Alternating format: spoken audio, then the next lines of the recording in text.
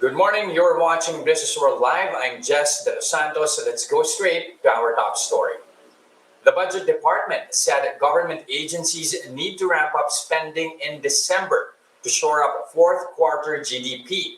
This comes after weak spending has been blamed for the GDP contraction of 11.5% in the third quarter, which was worse than analysts' median expectation, but slightly better than the 6.9% slump in the second quarter.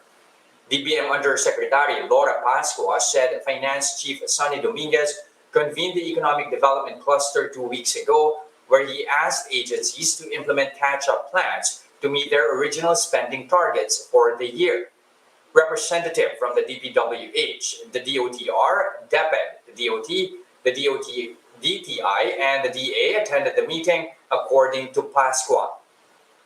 Government spending remained weak in October, declining by nearly 7% year-on-year to 290 billion pesos. Year-to-date spending, however, remained higher by 12.75% to 3.31 trillion pesos.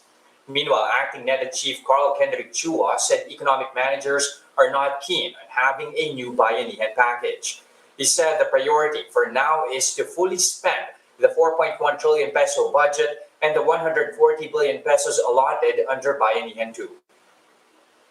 As of November 24, only 92.3 billion pesos of the 140 billion peso budget has been released, while the 25 billion pesos on standby funds have not been tapped. The Development Budget Coordination Committee will meet this week to review projections.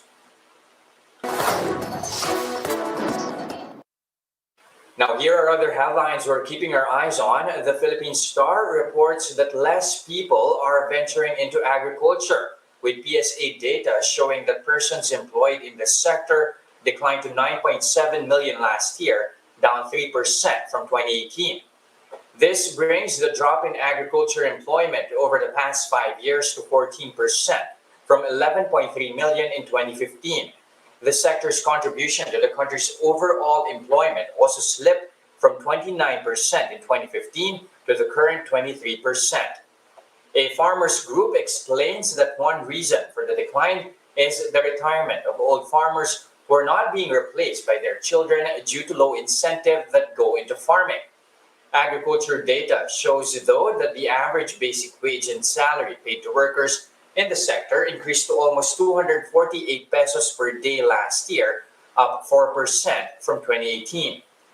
Despite this, the Agriculture Secretary William Dar said the sector must continue to transform into a competitive and science and technology-backed industry managed by young and innovative Filipinos.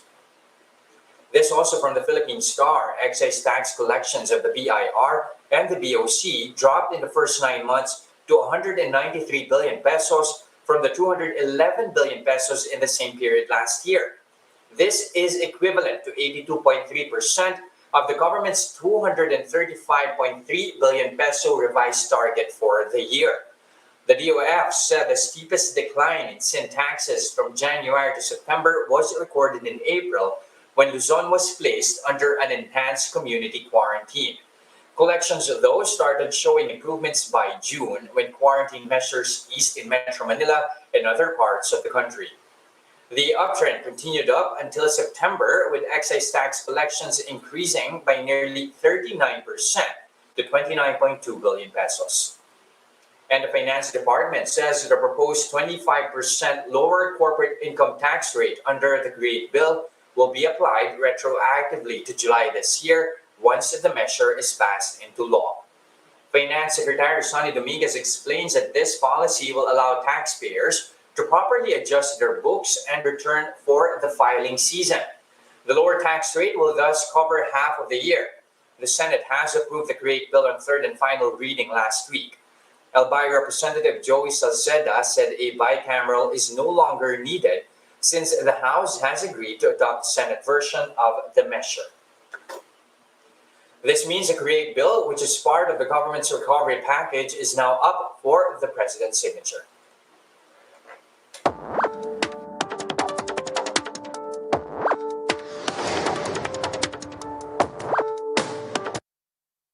Now, the finish line is within sight for the Create bill after it hurdled the Senate. While uncertainty over its fate has more or less been settled, questions still abound. Now, to answer those we have on the line, Finance Assistant Secretary Tony Lambino.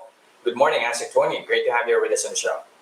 Good morning, Jess, and thanks for having me. Good morning, everyone.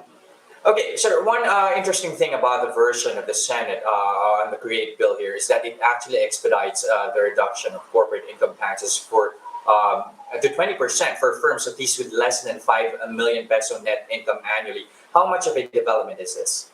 Yes, it's a very important development, Jess, and a welcome amendment from the Senate. And of course, we have to thank Senator Pia Cayetano, who very skillfully navigated the Senate amendments period. The 20% is down from the largest tax rate, no, in the ASEAN region of 30%, which most businesses in the Philippines pay. That's more than 99% of businesses, which are micro, small, and medium enterprises. And so bringing down the tax rate from 30 all the way down to 20% for MSMEs will be a big relief to these businesses. So anywhere from hundreds of thousands to a few million pesos will be saved every year by these businesses. Would you think, though, that this could probably result to a sort of gameplay when it comes to businesses identifying themselves as MSMEs or at least identifying their annual book? Well, there are two elements here, Jess. Now, first is that the net taxable income should not be above 5 million. And there's also the asset size. Now, the assets of the company should be 100 million or below, and that does not include land. That is the level that is set by the MSME law. So that's why we set it at that level for the 20% tax rate. That's a matter of tax administration. There are other documents that businesses submit that actually determine or will help the tax authorities determine that the right businesses are claiming the right tax rate. All right. So, in short, of saying that there are enough safeguards to actually assure, that game playing would at least be avoided in this case. But, there are still a number of questions here, Asec Lambino, especially when it comes to the required approval of the Fiscal Incentives Board or the FIRB for particular projects, especially those above 1 billion pesos. There are questions, that this is just going to amount to another layer, a second layer at that, in the bureaucracy. Would not that hamper investor interest?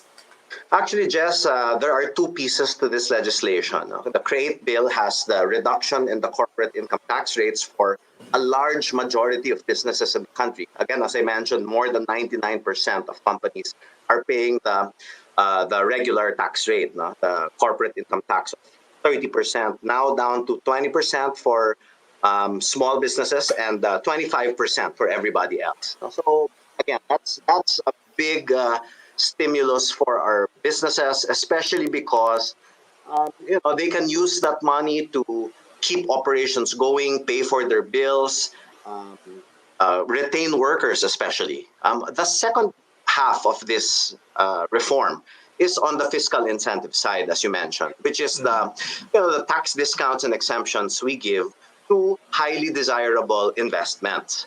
And what the FIRB does, which is made up of the Secretaries of Finance, Trade and Industry, NEDA, and some others, like the Executive Secretary from the Office of the President, DBM. What it does is it facilitates the investments, especially at the higher levels. So below 1 billion, the investment promotion agencies like the Board of Investments, PEZA, and others will still be approving and processing the investment applications. The incentive applications. But for 1 billion and above, that will go to the FIRB for proper vetting and facilitation. Let me just share some numbers because we were able to get the numbers from PEZA and from the Board of Investments, BOI. Actually, from 2017 to 2019, only 3 incentive applications out of 409, or less than 1% of PEZA investments exceeded 1 billion pesos. Less than a fourth of BOI investments exceeded 1 billion pesos based on BOI data from 2015 to 2019. So this is really a subset, no? A small percentage of the large number of applications that we receive. And these qualified investments at this level, now 1 billion and above, will likely entail a larger magnitude of tax incentives. So we need Okay. a stronger oversight, no, through the Fiscal Incentives Review Board. But given this, given the needed approval from the FIRB, would you say that you expect this trend to actually continue around 2 to 3 yearly when it comes to investments that are worth more than 1 billion pesos? Well, we hope that the numbers will increase actually, because a lot of investors we talked to, both DTI, DOF, and other economic agencies, they told us that they were waiting for CREATE to be passed, no, to make the final investment decision. So the floodgates hopefully will open. No? Of course, under pandemic conditions, it's not as I guess as friendly in terms of the business environment as pre-pandemic conditions, but we're going to get back there, no? As we beat COVID-19. We will get back to pre-COVID levels, and now that we have CREATE close to the finish line, in combination with other initiatives that DTI, BOI, and other investment promotion agencies are putting in place. Plus, Okay. by the way, under CREATE, very, very large investments, no, 50 billion pesos and above, can be given even better incentive packages, longer incentives, and larger tax discounts. So those are some of the key features in terms of investment promotions. We also just need to, I guess, evolve the way we do investment promotions.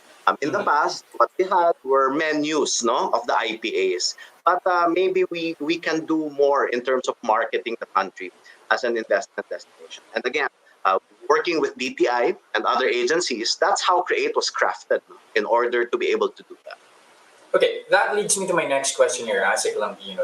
You did mention other economies are also in a downturn here. How then do you expect to further attract investors? I mean, much has been said about the country really wanting to attract locators exiting China, but have we really made progress on that end? Well, there are many reasons, no, for the diversification of the supply chains of these companies. Now, one is they don't want to be too concentrated in one place, and therefore have been looking around the region to find how um, to hedge, no, the risks of being too concentrated in one location.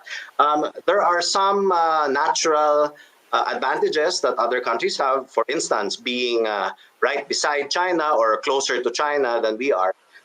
While we will, of course, improve the investment menu through CREATE and improve our investment promotions at the same time as we implement CREATE, we also will need to diversify, or we need to catch companies that are diversifying out of other parts of the world. And we just signed the RCEP, Yes. the trade agreement that is that includes ASEAN countries plus, no, other countries are part of it. So we need to leverage all of these things, and as we've consulted with our colleagues in the Department of Trade and Industry, this is the combination that they need to do investment promotions for powerful. Okay, at the same time, Asik Lambino, there are concerns though regarding the timing, saying it will only add undue uncertainty in the middle of a pandemic, not to mention undue revenue loss to the government, especially at the time when we need it the most. So how do you respond to that? Well, you can either do one of two things: collect the money, and the government will spend it on programs, or leave it in the hands of our entrepreneurs, our businesses, and let them more efficiently use these resources to keep their operations going and to keep their workers. The economic team is of one mind that the private sector can actually do that more efficiently. And it's cheaper to keep a job than to create one. So that's part of the whole impetus, no, for reducing the corporate income tax rate. There are, of course, various avenues that we have in order to bridge the deficit And we're not alone in this. No? Many countries are experiencing this, if not most countries in the world. So we're bridging the deficit with borrowing, right? For the meantime, that's for the short term, short to medium term, perhaps. But we are benefiting also from a very strong fiscal position that we had before the pandemic hit us. No, our credit ratings are at all-time highs. Just last year, we were given the highest credit rating in our history by Standard & Poor's, not triple B plus. And the Japan Credit Rating Agency, in fact, during the pandemic, upgraded us to A minus. So because of that, we are able to access sources of finance. In other words, we're able to borrow money at low interest rates and long repayment periods. As long as we spend these resources on the right things, meaning the health system, improving education, and continuing our massive investments in infrastructure, which has the largest multiplier effects in the economy, then we are spending the resources wisely, and the benefits will redound to the people.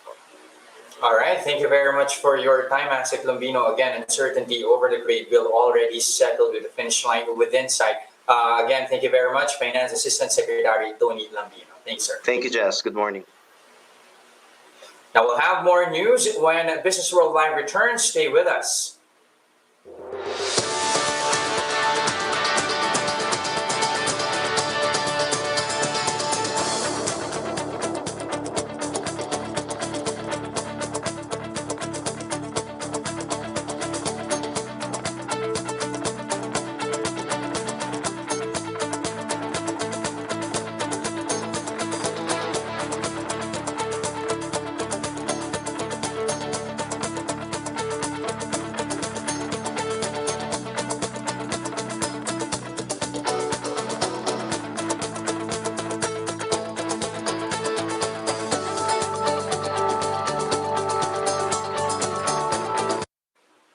And good morning. You're still watching Business World Live. I'm Jes Delos Santos. Here are the stories from the corporate front.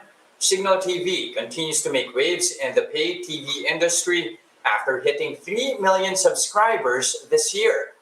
This was announced by PLDT Chairman and CEO Manny Pangilinan in his Twitter post over the weekend.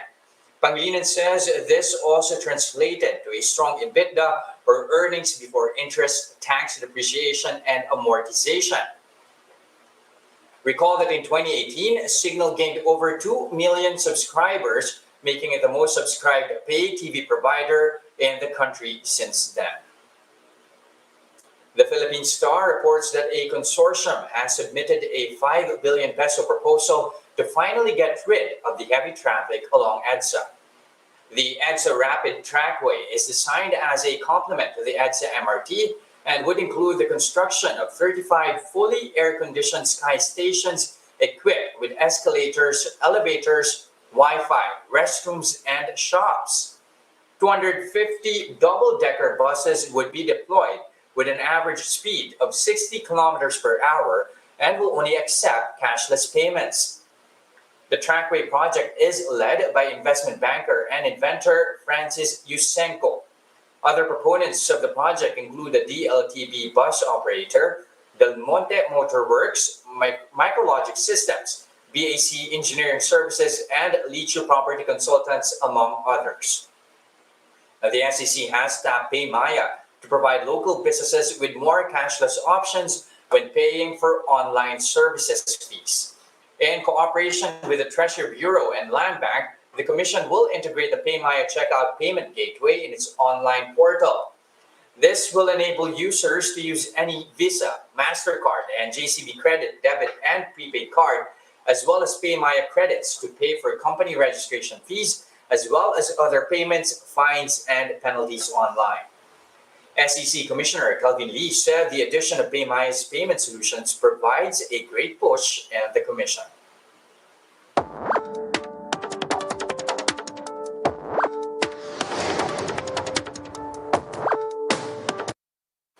Much has been said about how the pandemic boosted the growth of the country's digital economy. Question is, will we be able to sustain this? Now, to talk about that, we have Rose Ferrer, Senior Manager and Sector Head for Business Strategy at Nomura Research Institute. Good morning, Rose. Great to have you with us on the show. Hi, good Hi, morning. Thank you for having me.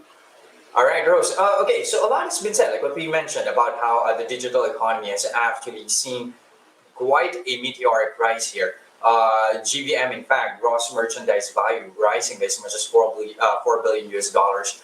How much of a driver is the internet economy going to be in the country's Right. bounce back narrative? Yeah.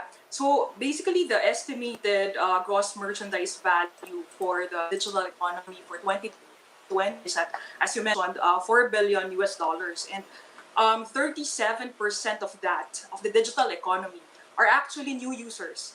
So we can expect, or we can see that these are the people who have the who took advantage of being at home or using online platform to still continue do business or do digital transactions. For it to be at 7.5 billion. So it's something that we cannot really neglect or something that we cannot really ignore. It's growing, and it's something that most of the enterprises, be it large or small, have to really take advantage and consider to be able to cope with this new requirements of doing business. What's interesting to note is how you mentioned that 37% of that are actually new internet users here, or at least new to the game here. But how much of a different scenario do you think would it be had it been that we were in different times? Yeah. Actually, to be even before the pandemic, before the digital economy has been increasing. We have seen really a growth to that because of the online e-commerce platform, Lazada, Shopee. And one of the biggest factors, particularly here in the Philippines, is that we have started to have a good payment infrastructure that interconnects everyone. So the interoperability. That has been fostered, or that has been pushed by the central bank actually since 2017. And banks at that time, probably they have a difficulty in terms of fully cooperating or fully doing that because of the necessity of the infrastructure. But the non-banks, particularly the GCash, PayMaya, they were the one who have been pushing the growth of the non-cash payments. And with that, eventually BSP, I think, released a memorandum sometime in 2019, requiring that all of the um, uh, not all of the cash transactions or all of the non-cash fund transfers shall be coursed through the NRTS, or the National Retail Payment System that is being used by most now. So we see that the pandemic just pushed harder the use or the engagement in the digital economy. But prior to that, we have been seeing activities, or we have been seeing really a good traction in terms of onboarding and using the facilities. But also, when you're talking about the digital play, what has to be considered here is that not all Mm. location set classes are created equal. Equal rather, how wide still is the digital divide in the country? Yeah, I think in it's still big in a sense that we are still predominantly a cash market. I mean, all of Asia is, except for South Korea perhaps. But when you see the numbers, you would see that the annual growth rate expected for the non-cash payments, whether it's a prepaid card or the mobile wallets, it's really significantly increasing.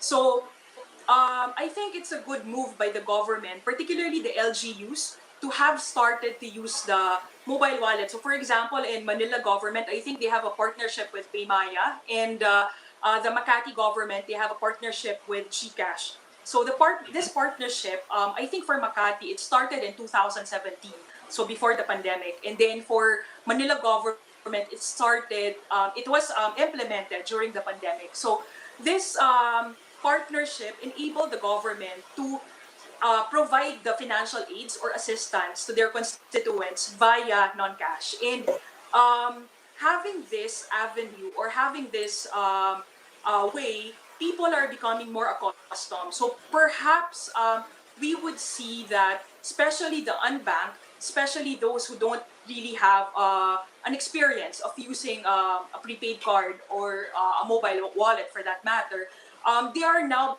becoming too accustomed to use that. So we are expecting that the divide will slowly decrease, especially in the urban and rural setting. Okay, what's interesting about what you mentioned as well is a growing trend in non-cash payments, especially for non-banks here. What does that imply? Is there going to be a bit of a catch and play here for the traditional banks?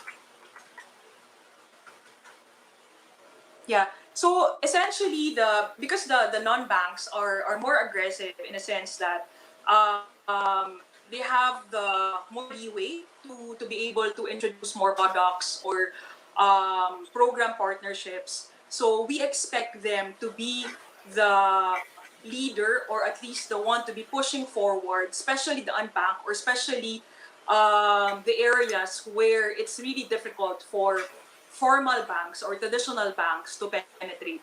However, I think in the coming years, we would also see um, the usual commercial banks to expand their reach in these areas via digital banking. So I think last week or 2 weeks ago, the central bank have released their digital banking framework.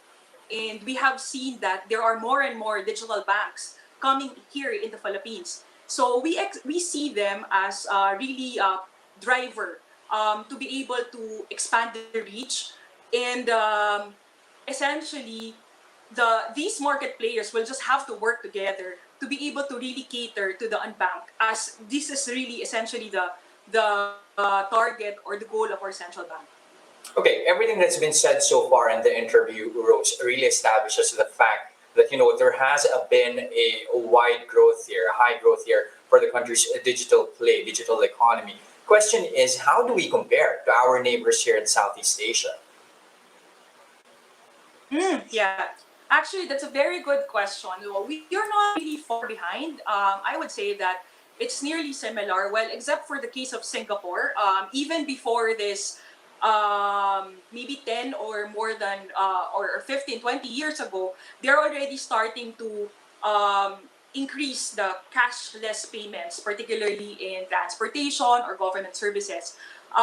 However, Philippines, we're not really behind, or I would say that we're on the same path, or we're on the same rhythm with our fellow ASEAN neighbors, Thailand, Vietnam, Indonesia. So essentially, it's quite the same scenario where the cashless payments are driven essentially by non-banks, and the payments, particularly for the e-commerce or the availability of the e-commerce platforms, has been helping them increase further the non-cash payments. All right. So as far as I know, the BSP has been trying to also learn from the experiences of other advanced countries. So for example, for Singapore, they have introduced the unified QR code maybe in 2019, late in 2018. And in late 2019, actually, we have adopted to that. So the BSP already have a circular, and we are in the process of following that. So the QR code payment, that's very simple. It seems so simple, it's very powerful in a sense that it protects the credibility of the transaction, and it's very easy to use. So if you are someone who hasn't had any transactions, digital transactions, it would be easy for you to follow how to use a QR code and how to pay via QR code. I think one of the vision of central bank to be able to assist also, not just in the expansion of the non-cash market, but the protection of the integrity of the transaction, so that people will be more confident, and it would be easier for them to be able to adapt to this new normal or new way of doing business. All right, thank you for your time. Definitely lots of room here for the digital economy to actually grow in the country, given, of course, the progress that we have seen the past couple of months here and even years. Thank you very much, Rose Ferrer, Senior Manager and Sector Head for Business Strategy over at Nomura Research Institute. Thank you, Rose. Thank you. And those are the biggest news on the business front this Monday, November 30, 2020. Catch us again tomorrow at 9:30 a.m. I'm Jes Delos Santos. We are One News.